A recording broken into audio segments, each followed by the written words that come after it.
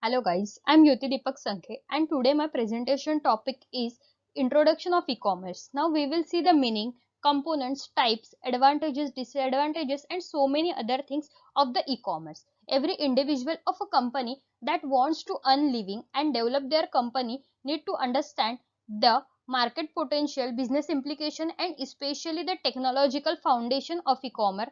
So what is the e-commerce?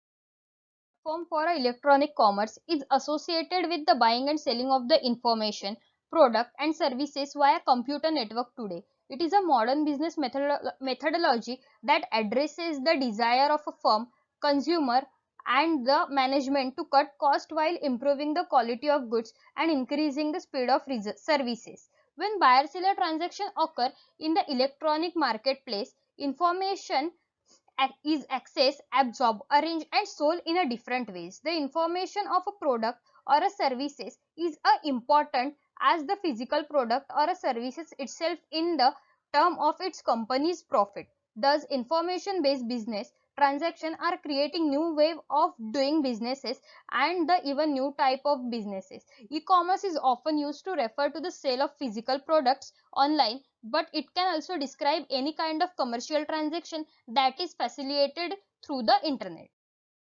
History of e-commerce. Brief history of e-commerce divided into four parts, that is 1970s, 1980s, 1990s and 2000. In 1970s, e-commerce means the facilitation of commercial transaction electronically using technology such as EDI and EFT. EDI means electronic data in charge and EFT means electronic fund transfer, allowing business to send commercial document like purchase order to invoice electronically.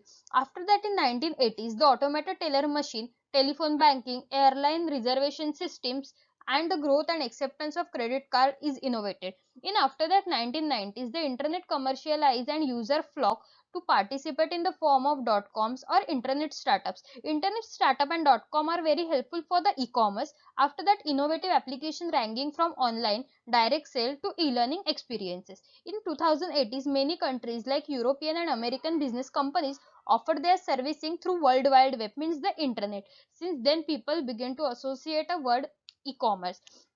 After 2000, e-commerce is a familiar word for the so many people.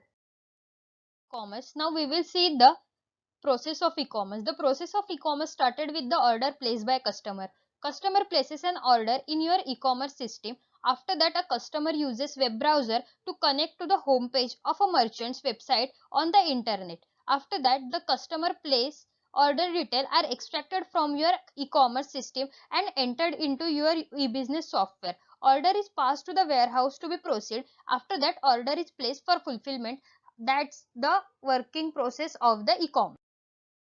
E-commerces. There are five types of e-commerces. First one is a business to business e-commerce, means B2B e-commerce is simply defined as e-commerce between companies. This is the type of e-commerce that deal with relationship between and among businesses. About 80% of e-commerce is of this type and most experts predict that B2B e-commerce will continue to grow faster than the B2C segment. Now we will see the B2C, means business to consumer e-commerce or a commerce between companies and consumers, involve customer gathering information, purchasing physical goods or information goods, and for information goods receiving product over an electronic network.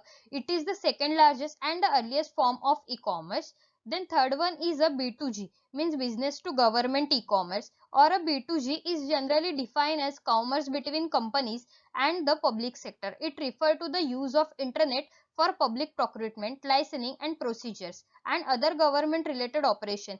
This kind of e-commerce has two features. First one is the public sector assume leading role in the establishing e-commerce, and second one is the public sector has the greatest need for making its procurement system more effective.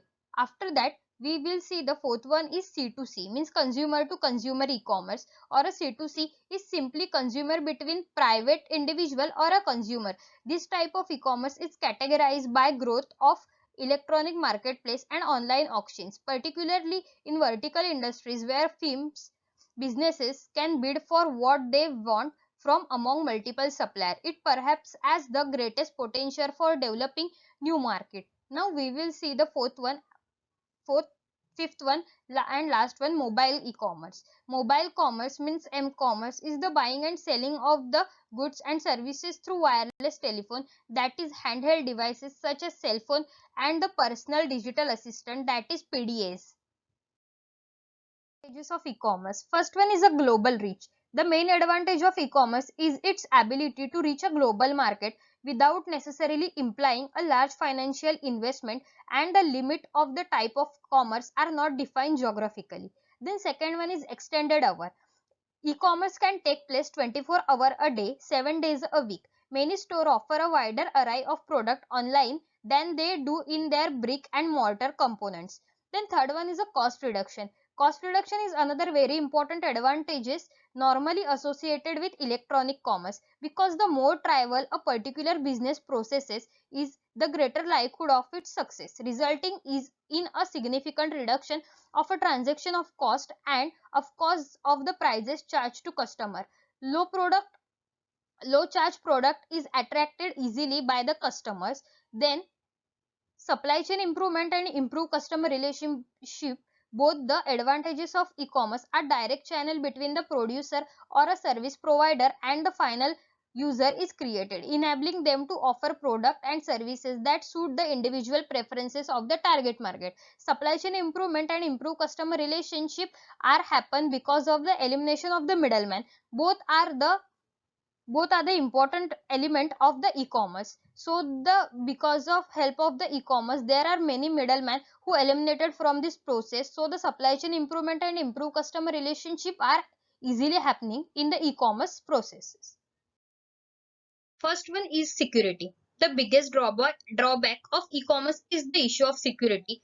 People fear to provide personal and financial information, even though several improvements have been made in relation to data encryption.